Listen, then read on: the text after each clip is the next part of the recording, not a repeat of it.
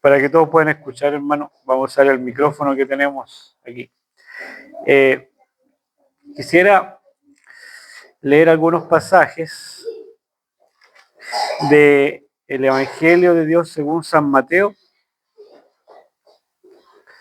Leer algunos pasajes del que se llama parte del sermón del monte o sermón de la montaña.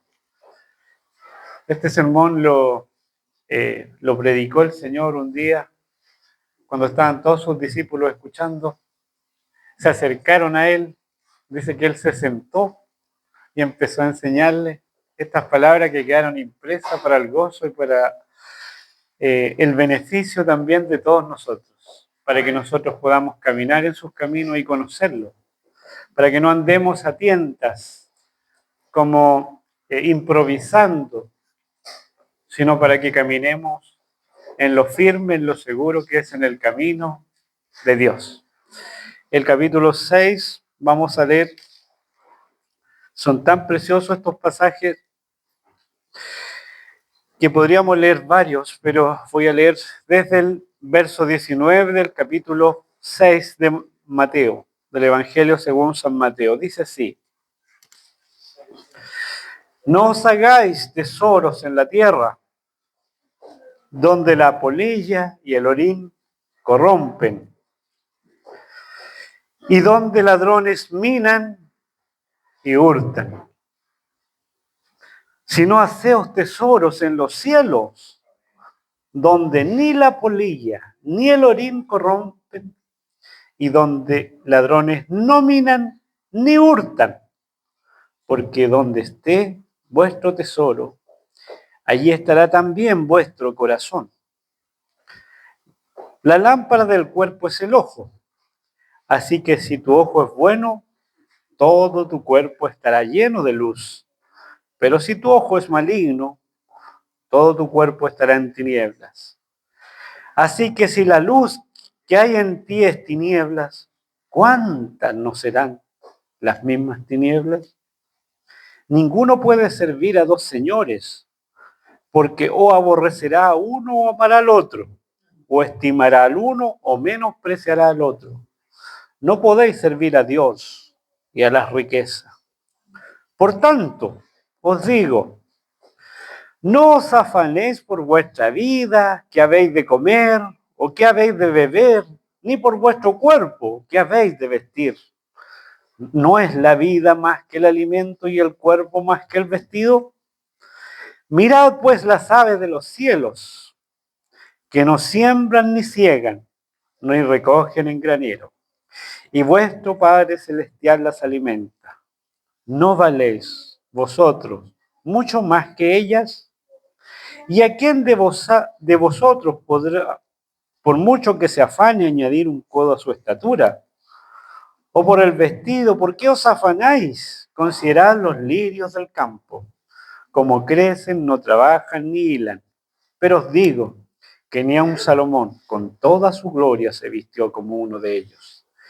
Y si la hierba del campo, que hoy es y mañana se echa en el horno, Dios la viste así, ¿no hará mucho más por vosotros, hombres de poca fe?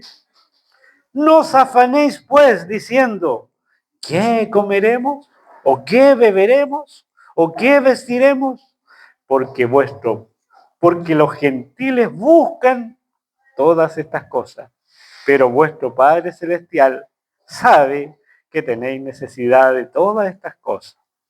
Mas buscad primeramente el reino de Dios y su justicia, y todas estas cosas os serán añadidas. Así que no os afanéis por el día de mañana, porque el día de mañana traerá su afán.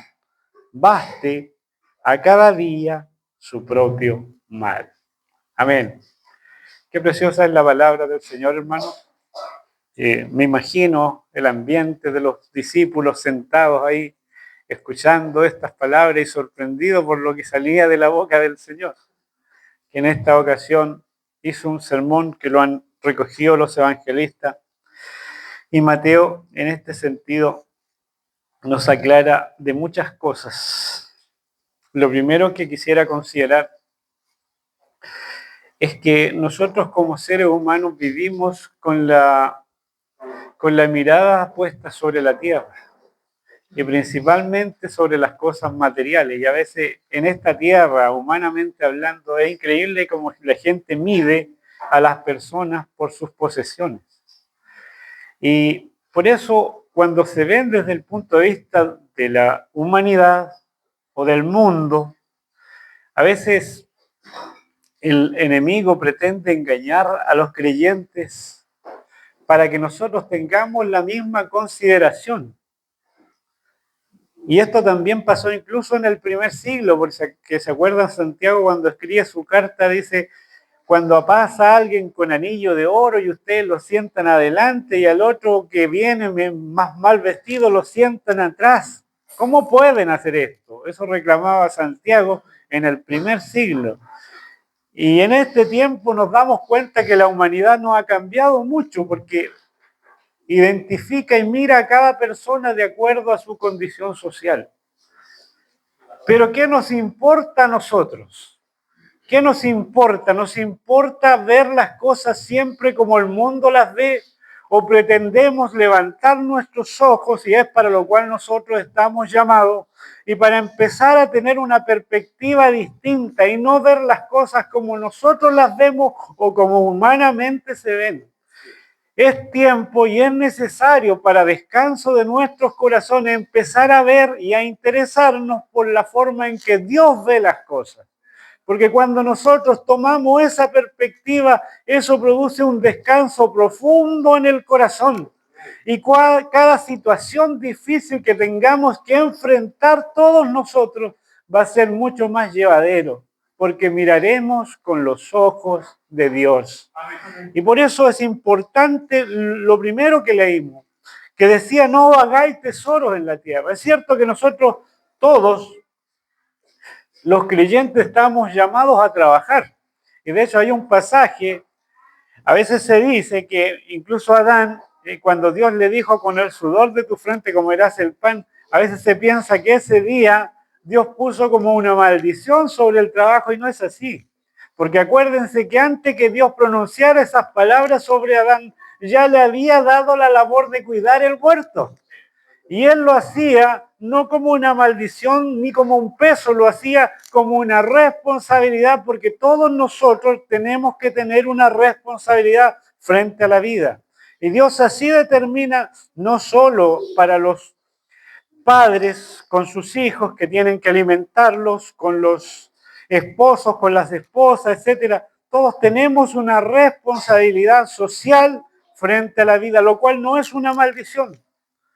No es una maldición, es simplemente una responsabilidad que debemos trabajar para tener lo suficiente. Amén. Y de hecho hay un pasaje en la Escritura que viene a mi corazón en este momento donde el Señor o el apóstol Pablo decía que todos debemos trabajar para poder ayudar al que padece necesidad. Porque en el fondo todos nosotros somos el medio por el cual Dios bendice al necesitado, porque Dios no puede venir a esta tierra a darle lo que necesita a una persona que está necesitado. Para eso tiene a los siervos. Y en este sentido, hermanos y hermanas, todos estamos llamados a servir a Dios. Amén. Y como estamos llamados a servir a Dios, nosotros tenemos que trabajar para tener con qué ayudar al que padece necesidad, porque puede haber un momento en que seamos nosotros los que padecemos necesidad y vamos a necesitar que nuestros hermanos nos ayuden. Y ese es el sentido de una familia, de la familia celestial, de la familia de Dios, donde todos se ayudan. Pero sin embargo, esto mismo, llevado a un extremo, eso es lo negativo. Por eso dice, cuando tú te enfocas solamente en adquirir cosas y dejas a Dios y lo que le corresponde a Él, lo olvidas, tú pierdes el camino. Porque si tienes una necesidad de recursos como para enriquecerte en esta tierra, ya has desviado el camino. Porque no es ese el objetivo por el que Dios te tiene. Porque no olvidemos, hermano, que Hoy día podríamos afanarnos trabajando para obtener muchas riquezas porque se nos arma un proyecto o hay una forma en la cual, un trabajo en el cual podemos enriquecernos. Pero ¿qué pasa si después que obtengamos eso viene inmediatamente el Señor? ¿De quién quedará eso? ¿Para quién quedará? Nosotros, nuestra expectativa y nuestro deseo, nuestro tesoro, como dice este pasaje, debe estar en los cielos. Inclusive no dice tener esperanza en los tesoros de los cielos, dice haceos tesoros en los cielos. No te dice que solamente tengas la esperanza de que Dios te va a dar tremendas bendiciones cuando estés con Él, sino te dice haceos. Y el hacer te lleva a una acción. No te llega a estar sentado, no te lleva a acomodarte en un lugar como para decir, las cosas van a pasar en su momento, yo voy a quedarme tranquilito. No. Si bien es cierto, tenemos una responsabilidad, como lo decía hace un rato, con nuestra familia, también tenemos una responsabilidad con Dios. Y Dios nos llama a servirle, a todos, en diferentes dimensiones. Nos llama a servirle en la palabra, en las alabanzas, en la entrega, en las reuniones, en estar presente, no teniendo, dice, sin dejar de congregarnos como algunos tienen por costumbre, dice la Escritura. Así es. Porque de repente se convierte en una costumbre el andar, el estar alejado, el no congregarse. Pero nosotros estamos llamados a congregarnos. ¿Por qué? Porque es mejor un día en sus atrios que 1000 fuera de ellos. Recibes mucho más bendición cuando estás, como dice aquí, los hermanos juntos y en armonía.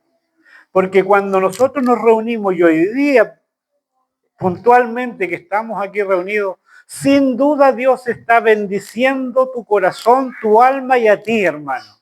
Tu persona, tu mente, para que tus pensamientos sean ordenados, tu corazón, tus emociones son ordenadas, porque todo es bendición de Dios solo por el hecho de estar juntos y en armonía. Pero ¿cuánto más significa ser bendecido el hecho de nosotros juntarnos para partir el pan y bendecir la copa?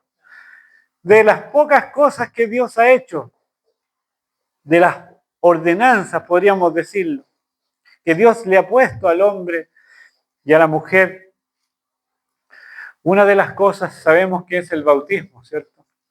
Sí. Todos nosotros, Dios dijo lo siguiente, que creamos y que seamos bautizados, ¿cierto?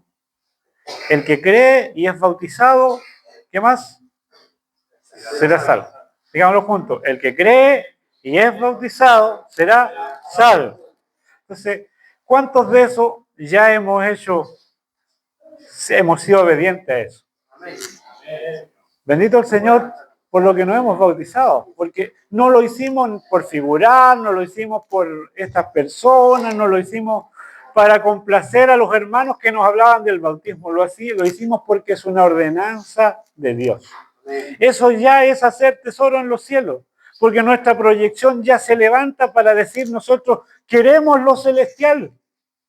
Y si yo tengo que bautizarme, yo me bautizo, porque Dios me lo ha pedido.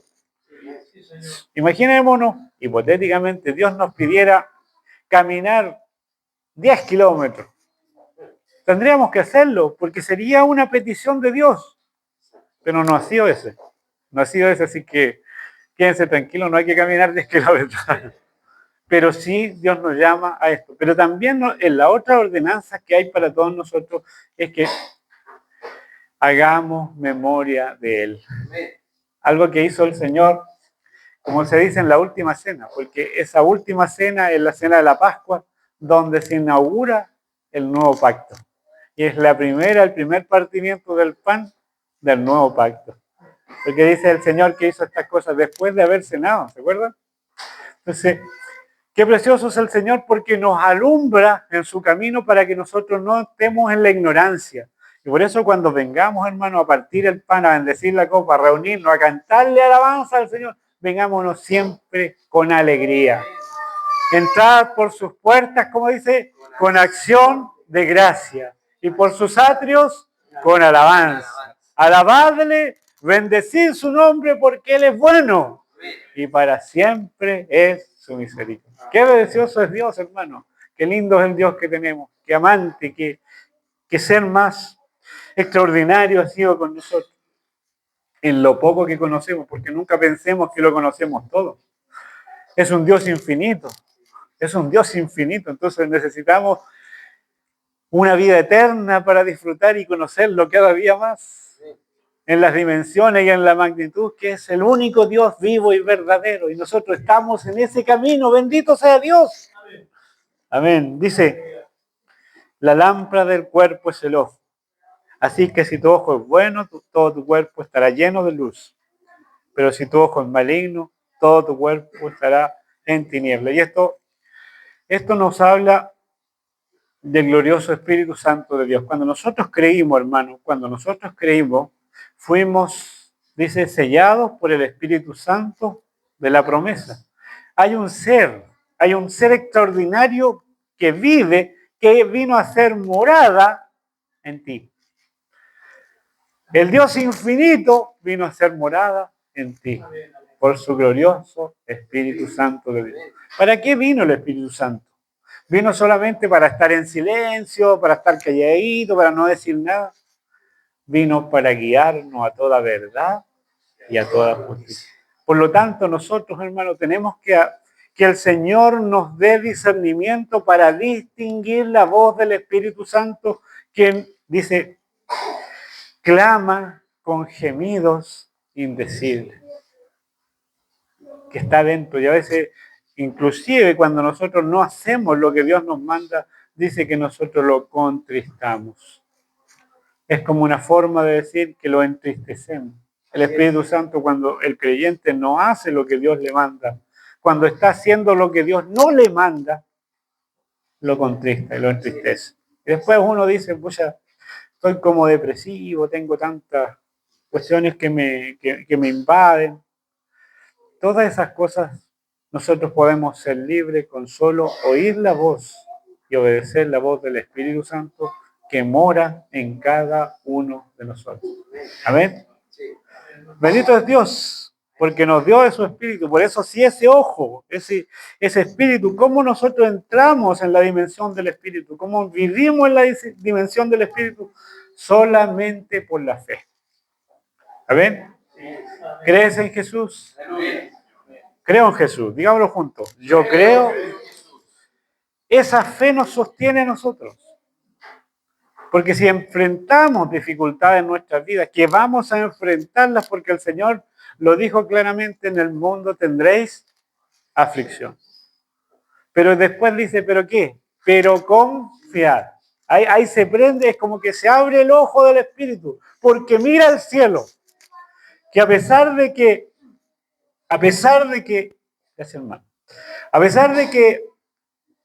nosotros estemos enfrentando una dificultad tremenda y terrible, a pesar de que humanamente no puede haber salida para las situaciones que estamos enfrentando, nosotros tenemos que mirar a los cielos y decir, pero desde allá las cosas no se ven como desde acá, porque desde allá se ve todo bien. Yo estoy en problemas, estoy afligido, tengo dificultades, tengo enfermedades, pero Dios sabe por qué pasan las cosas que nos están pasando. Y cuando nosotros decimos, Señor, mira, uno de los grandes ejemplos que tenemos es Job. ¿Qué dijo Job frente a las dificultades, frente a la pérdida tanto de... Perdió sus animales, perdió sus posesiones, perdió sus criados, perdió sus hijos y se enfermó gravemente y estaba sentado en la ceniza rascándose con una sarna desde la coronilla de la cabeza hasta la planta de los pies. ¿Qué dijo Job? Jehová dio y Jehová quitó. Sea el nombre de Jehová bendito. Eso dijo Job. ¿Por qué lo dijo? Porque en el fondo él dijo, yo no veo ninguna salida desde mi punto de vista, pero Dios sabe por qué pasan las cosas. Y Dios verá cómo me saca de aquí, porque Dios es fiel, hermano. Dios responde, Dios sabe todas las cosas. Y estamos llamados a eso, a confiar en el Señor. Dice, y quiero quedarme por sobre todo con este último pasaje, dice, por tanto os digo, no os afanéis por vuestra vida, qué habéis de comer o qué habéis de beber, ni por vuestro cuerpo que habéis de vestir. ¿No es la vida más que el alimento y el cuerpo más que el vestido? La vida la dio Dios. Dios permitió que tú llegaras a la existencia. Si Dios no hubiese querido, tu silla donde estás hoy día sentado no estaría vacía y nadie diría nada, porque no exististe simplemente. Pero Dios te dio vida y te trajo a la existencia. Y cuando tú existes es porque tú eres una persona amada por Dios. Una persona que Dios pensó primero. Lo pensó. Después los predestinó. Y después los creó. Después los llamó. Después los santificó. Y al final lo justificó y después lo glorificó. Todo lo hizo Dios. Por lo tanto, no podemos decir que nosotros a Dios no le importamos. Sí le importamos. El cuerpo, dice, la vida es más que el alimento y el cuerpo es más que el vestido. Y aquí hay un ejemplo. Mirad las aves del cielo, que no siembran ni ciegan, ni recogen en granero, y vuestro Padre Celestial las alimenta. ¿Has visto cómo aparecen los pajaritos todos los días por ahí, revoloteando, hermano? No hay ningún hombre que se dedique a cuidarlos y alimentarlos, pero ahí están. Llegan, de repente cuando llega el invierno se esconden, desaparecen como si no hubiera ningún pajarito. Pero empieza a aparecer la primavera, ya aparecen todos los pajaritos y embellecen toda la creación con sus cantos matutinos. ¿Cómo alegran todo eso, hermano? ¿Y sabes por qué? Porque Dios las alimenta. Dios alimenta a las aves, se preocupa del pajarito más pequeño y el más grande, inclusive de los que nosotros no conocemos. Y frente a esa situación, frente a ese gran milagro del cuidado de Dios sobre la creación, nos hace a nosotros esta pregunta: ¿no valéis vosotros mucho más que ella? Es una pregunta. ¿Vales más que un pajarito? Amén. Amén. Así es, Señor. ¿Vales más que las aves? Amén. Ahora entremos en esta pregunta. ¿Cuánto vales tú para Dios? Hace rato decíamos que la gente ve y valora a las personas de acuerdo a lo que tiene, ¿cierto? Y a lo mejor tú para otras personas puedes no ser valioso. Pero la pregunta es la siguiente: ¿cuánto vales para Dios? ¿Cuánto vales? ¿Has pensado en eso? ¿Te has hecho esa pregunta en algún momento? ¿Qué tanto Dios me valora a mí? ¿Qué tanto Dios me valora a mí? Y yo te voy a decir cuánto vale para Dios. Dios dice que tenía el valor que le dio al alma humana, a tu vida y a mi vida. ¿Cuántos hay aquí que tienen hijos? Hay varios hermanos que tienen hijos. Para comprar lo más extraordinario que pudieras encontrar, ¿cuánto estás dispuesto a pagar por eso que quieres comprar? ¿Pagarías un hijo? Les pregunto, ¿ustedes pagarían un hijo por comprar algo? Es ridículo siquiera pensarlo, ¿cierto? Es grotesco siquiera que yo se los pregunte. Pero tú vales tanto que Dios dio a su hijo por ti. Amén. No lo dio por ningún pajarito, pero sí lo dio por ti. Amén. Vació el cielo. dejó al cielo vacío de su Hijo, solo por amarte a ti. ¿Tú crees que los ángeles no lo extrañaron? ¿Tú crees que los ángeles, cuando se levantaba todos los días a cantarle Santo, Santo, Santo, no pudieron cantarle porque ese mismo asombrosamente ahora estaba en la tierra como un simple y común hombre? Isaías lo explica tan bien cuando dice: un niño nos es nacido. Y de ahí dice: hijo nos es dado. El niño nace, pero el hijo no nace. El hijo es dado porque el hijo existía antes de que Jesús naciese. El hijo nos dio a su hijo. De tal manera amó Dios al mundo que nos ha dado a su hijo unigénito. ¿Cuánto vales tú para Dios? Ese es el precio. Dice: el que no escatimó ni aún a su propio hijo, sino que lo entregó. ¿Por quién? Por todos nosotros. Digámoslo juntos: por todos nosotros. No se negó, no dijo: oye, pero es que es muy caro. Es Luis. Es muy cara la Bibi. O es muy caro el Alén. O es muy caro el Hernán. Él dijo: yo lo pago. Doy a mi hijo que muera para que ellos se salven. ¿No valéis vosotros mucho más que ellos? ¿Vales o no vales? Así de valioso eres para Dios, hermano. ¿No valéis vosotros mucho más que ellas? Dice. ¿Y quién de vosotros podrá, por mucho que se afane, añadir un codo a su estatura?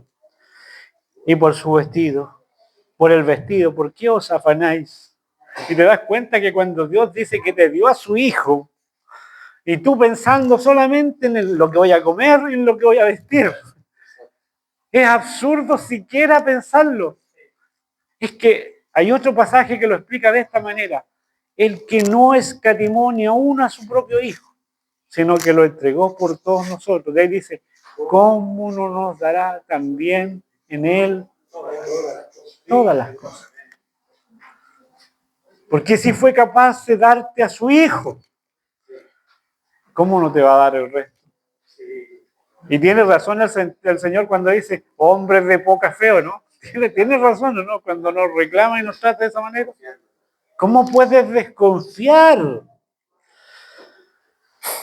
Dice: ¿por qué os afanáis por el vestido? Considerad los lirios del campo, que crecen, no trabajan ni hilan. Nosotros tenemos que tejer, comprar nuestras vestiduras, pero las flores, Dios las viste, y las viste muy hermosas. Y le da, y hace con su poder que todo eso se embellezca y nosotros nos asombramos, wow. Y cuando vamos conociendo, bueno, por la televisión, porque nosotros no tenemos la posibilidad de viajar mucho por el mundo, pero cuando vemos otra especie de flor, decimos, wow, qué hermoso, mira lo que hay. Mira lo que ha creado el Señor. Qué precioso, mira cómo los viste.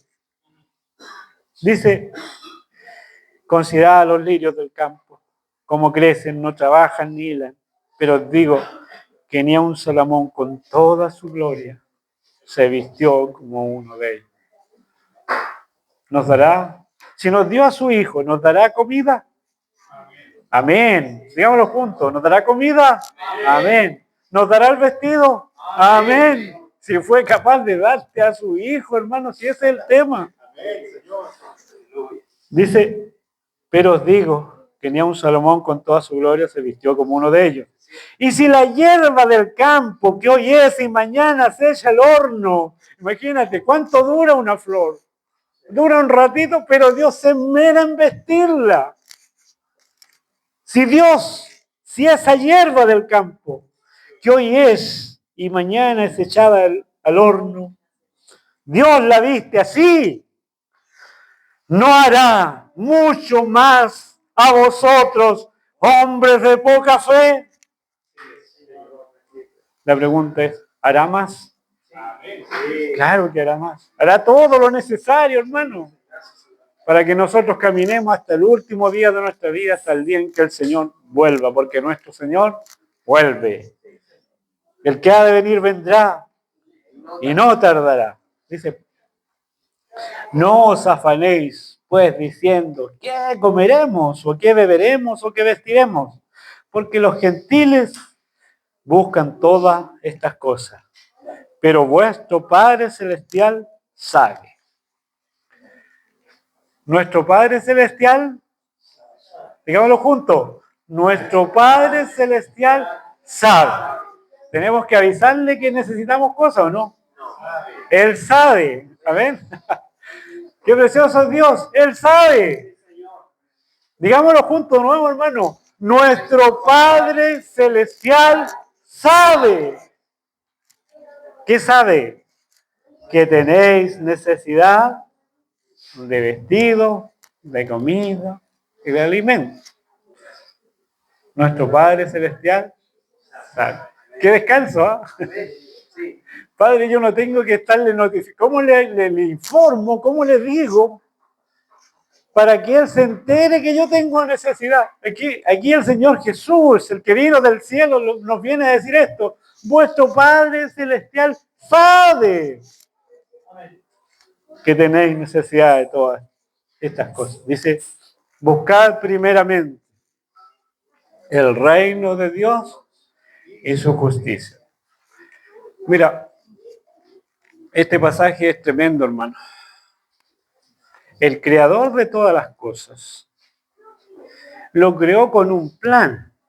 Dios no hace nada al azar. Cuando creó al ser humano, la tierra, las plantas, los pajaritos, como hablamos, todo lo que existe lo creó con un propósito.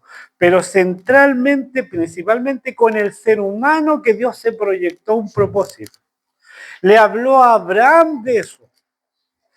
Le habló a Eva de eso.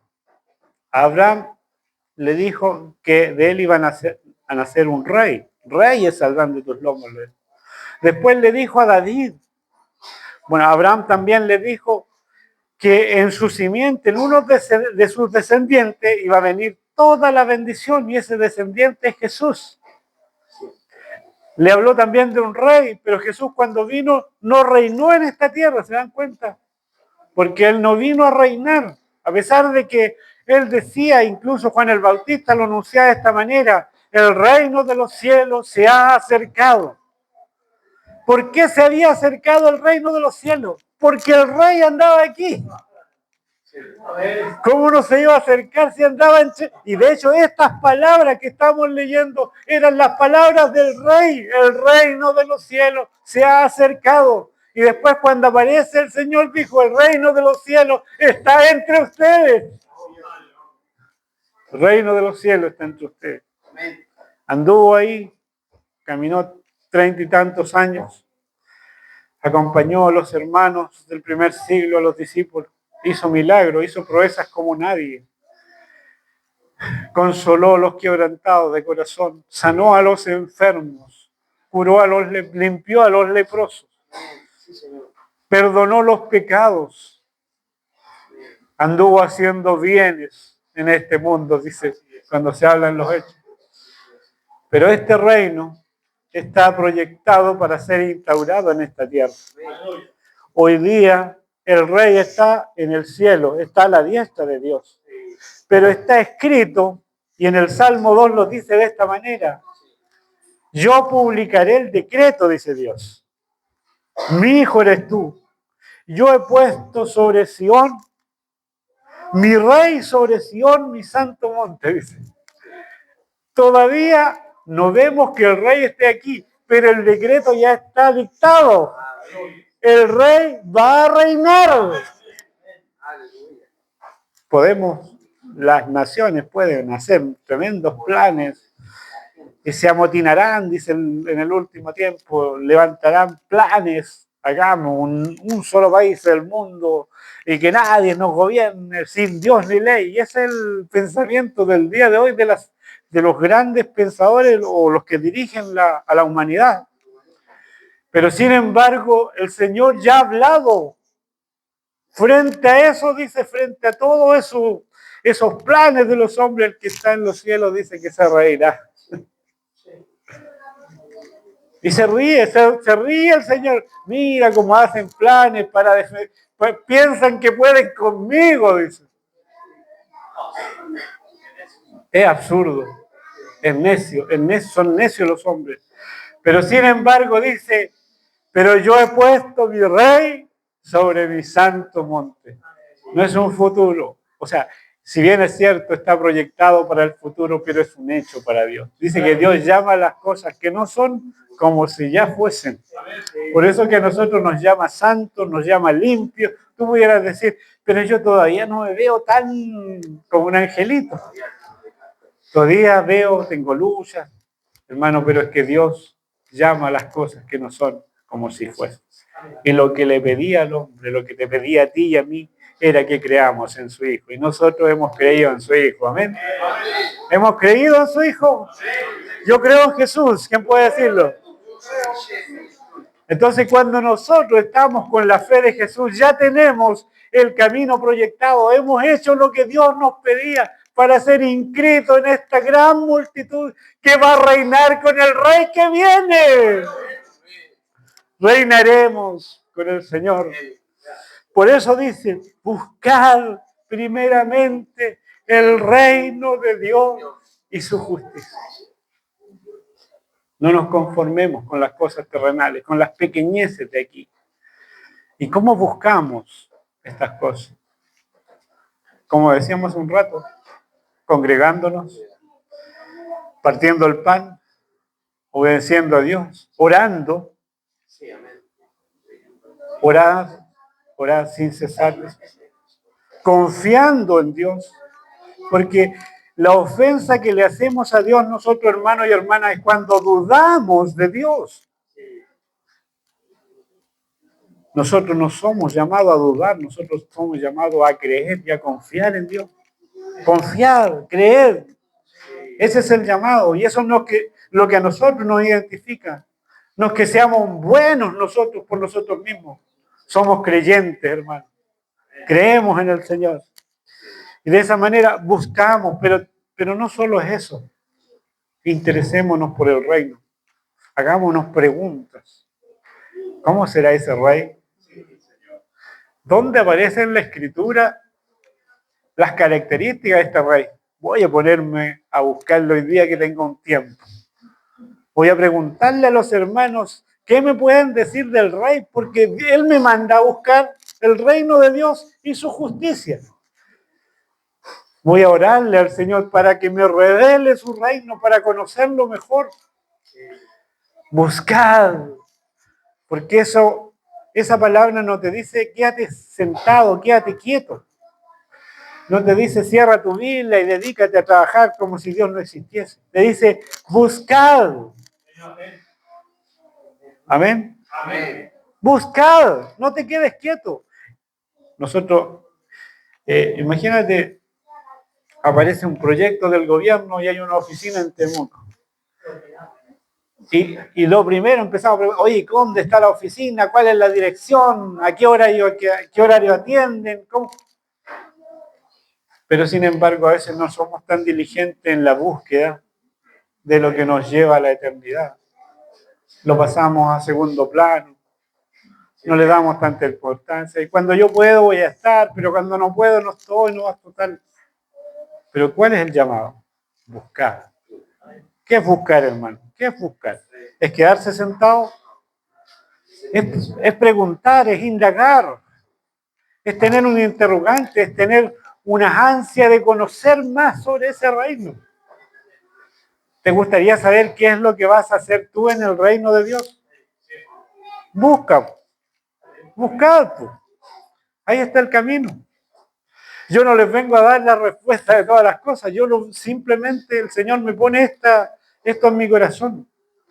Decirle que nosotros tenemos que buscar las cosas que nos edifican, que nos dan vida, que nos alegran. Y todas estas están relacionadas con el reino de Dios y su justicia. Si nos enveramos en buscar las cosas, evidentemente, como decíamos hace un rato, tenemos que trabajar, pero trabajando, qué disfrute para por ejemplo, yo que trabajo muchas veces solo, o generalmente solo, qué disfrute es orar al Señor mientras uno trabaja. Es conversarle, es hablarle, es preguntarle. Pero no solo eso, sino escuchar su palabra, escuchar el compartir de los hermanos, escuchar la Biblia. Hay tantas posibilidades ahora con aplicaciones en diferentes idiomas. Pero tiene que haber una búsqueda en nosotros. No podemos quedarnos de brazos cruzados. No podemos ser conformistas en nuestras vidas. ¿Qué nos llama el Señor? Buscar primeramente el reino de Dios y su justicia. Y todas estas cosas, la vestidura, el alimento, serán añadidas. ¿Lo crees? Ese es el camino. Nosotros de repente preguntamos, ¿y cuál es el camino? ¿Qué tengo? Siempre se preguntó, y también nosotros tenemos que hacernos esa pregunta.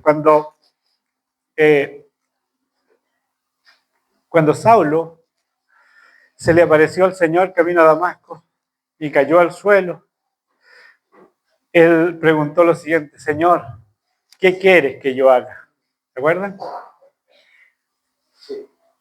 Cuando el carcelero de Filipos, después de descubrir que estaban los presos ahí y de escuchar la voz del apóstol Pablo y Silas, preguntó lo siguiente: ¿qué debo hacer para ser salvo? Y a veces nosotros ni siquiera preguntamos. Entonces, por esas preguntas, si es que están esas preguntas, ¿qué debo hacer yo como creyente? ¿Qué debo hacer, Señor, para seguir caminando? ¿Qué debo hacer? Digámoslo todos juntos. Buscar primeramente el reino de Dios y su justicia.